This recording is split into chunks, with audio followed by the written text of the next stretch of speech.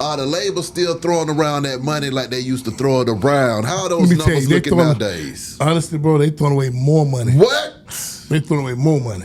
Can you give me some ballpark figures, man? Man, I just seen somebody get $3 million just jump on the single and stay with it. $3 million. Shit, look at your boy, the baller boy. He got about $6 million for that. Shit. Yeah. That was sweet. But he believed in himself, he put it out. Exactly. You know what I'm saying? I'm gonna tell you, that's where, hey dog, this shit start believing in yourself. Okay. You know what I'm saying? You gotta believe in yourself and then have the right team. Exactly. You know what I'm saying? Then run that motherfucker up. When you think about this new wave in Atlanta though, man, what is it that you want to hear and what is it that you want to see coming out of this city, man? I just want to be like, it's kind of hard to say rep the city because so many implants in the city now. It's like culturally, like what's the culture of Atlanta now? Yeah. Like back in the 90s, we still with the freak needs. That was the culture. That was like that was still, you know what I'm saying? Your mama and them still remember, you know? Like the culture. Like what's the culture of Atlanta now? Yeah. I'm gonna ask you, what is the culture of Atlanta? Because you still interviewing everybody. Man. You know what I mean?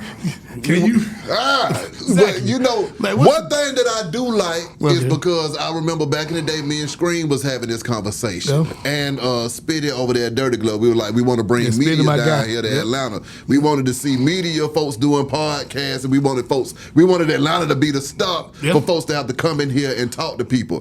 We did pull that off, so I do feel like we got a good media hub going on down here now. As far as the music and the nightlife is concerned, these folks ain't having no fun.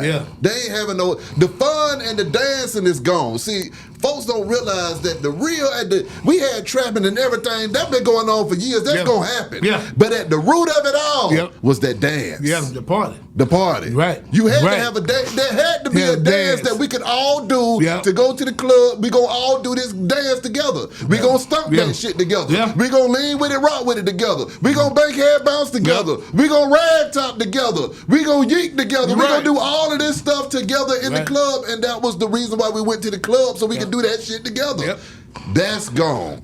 And we got to figure out how to bring that back. The party, that's the root cause of this city being off the damn chain. And then it got so gangster to where these young men don't know how to enjoy themselves no more because they killing each other every 5 minutes. So we got into a little dark space to where they turned into a drill scene, and it was getting dangerous out here for everybody. But I'm hoping, you see what I'm saying? I'm hoping that they realize that, hey man, somebody's gonna have to make a compromise. And somebody's gonna have to stop and say, hey man, let's crank the party up and relax. I'm doing it, baby. Block by block. Atlanta Talent Unlocked is coming. It's coming this summer, baby. You know what I'm saying? Block, was you ever part of them dance crews back in the day? Okay, now I'm just making sure you ain't, cause see, you know these OG Atlanta niggas, they got dance moves that they like to hide from folks. I leave that to the brother with the funny haircuts, man.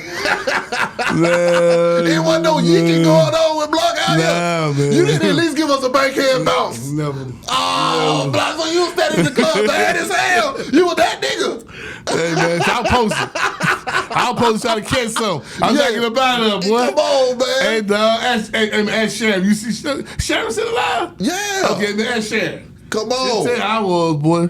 So I'm posted. Answer me this though, too, Block, because see, moving around with them labels back in the day and doing your thing. How was that for you being a boss and getting your point across in those offices back then? Because see, I heard that you wasn't taking no shit, Block. Never. You know what? This is what I did, right? Once again, remember, I saw how they did Suge, and I was okay. I can't play myself like that. They were blocking. They would set up roadblocks for Suge everywhere he went. So I went and got Rico Brooks. Yeah. And I was like, okay, I need somebody that can go in there and talk for me. Yeah. And look like them, dress like them, well-educated brother. You know, what up, though, Rico? Yeah. You know, he ran, you know, like he was already running the biggest permit store in the South. That's right. You know what I'm saying? You know, had a relationship throughout the city. Yeah. You know, so I was like, I'm going to team up and partner up with Rico. Yeah. He can talk to them. And then when the deal over, it's okay, he go my partner. we locked it over then. So then that worked. Yeah. But one thing I can say, regardless, if you're doing the right thing and you got a hit record, they will compromise. Okay. And that's how, man, a hit record change anything, dog. Break that down, man. What does a hit record do? Because see, that's another thing too. I don't think these young folks understand that you need to just make a hit too. Now, man, you make one hit record, man. People eat out one hit record all their lives, man. What is the money? What kind of money comes with a hit record? I mean, you got to think. I don't have plenty of hit records. My God. I mean, you get paid depending on how your deal set up through the publisher. You get paid 2-3 times a year, man. And man, that money come nothing under less than $500,000 every 6 months. And that's just for one. And you get a hit record. I mean, you got to think. Look at Bob Marley. Look at all these Smokey Robinson. Look at all these writers. Man, the publisher's the key. So you write your own music, or you even get somebody to write your shit and you negotiate a term with them for the publishing, you better eat forever. It's just a lot of people like them boys. Yeah. The boys come in and check out your publisher. Yeah. And now they see their kids on the vacation every fucking year off your money and off your sweat. And I'm not going for that. Nah, I feel that. You know what I'm saying? You damn right. And I'm not going for that. Come on. But once again, like I say, you have to be fair. Sometimes you don't get what you want in the bid and you got to flip a coin or whatever. Okay. But at least you got to play it fair. And how was it when you was trying to get people to play it fair when they weren't necessarily trying to go that route with you, though, Block? Now looking back, they just don't understand the business. Okay. When I look back at, you know what I'm saying, really how the business and miscommunication, misunderstanding, 'cause I didn't have that problem. Yeah. You know, it made, because, you know, I never wanted to sign people and take advantage of them. Yeah. Because once again, I was on the sideline and I saw where it took you. Yeah. And I saw how it just broke down empires. Yeah. You know what I'm saying? And once again, you got to have a religion, you got to have faith that teach you better. Come on. And have substance with yourself. You can't be greedy. Yeah.